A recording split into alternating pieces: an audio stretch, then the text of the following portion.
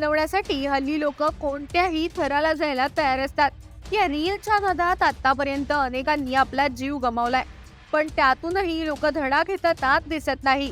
लोक रीलसाठी कधी स्वतःचा तर कधी इतरांचा जीव देखील धोक्यात टाकायला अजिबात घाबरत नाही. अशाच प्रकारे राजस्थानमधून एक व्हिडिओ समोर आलाय, जिथे एक जोडपं सुंदर दृश्य शूट करण्यासाठी म्हणून रेल्वे ब्रिजवर चढतात. तितक्यात समोरून एक भरधाव ट्रेन येते. यानंतर पुढे जे काही घडतं ते पाहून तुमच्याही काळजाचा ठोका चुकेल.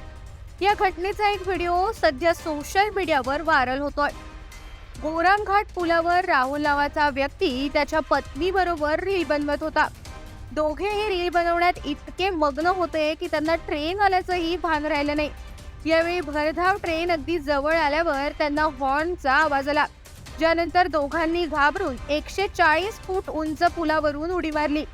मात्र लोको पायलटने इमर्जन्सी ब्रेक लावून ट्रेन थांबवली. ट्रेन येत असल्याचं पाहून दोघे इतके घाबरले की त्यांनी जीव वाचवण्यासाठी पुलावरून उडी मारली. या दोघेही गंभीर जखमी झाले.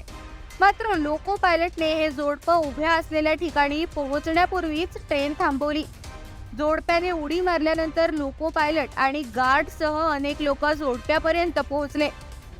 जखमी अवस्थेत त्यांना ट्रेनमध्ये चढवलं आणि नंतर फुलत स्टेशनवर आणून रुग्णवाहिकेने सिरियारी रुग्णालयात नेण्यात आलं.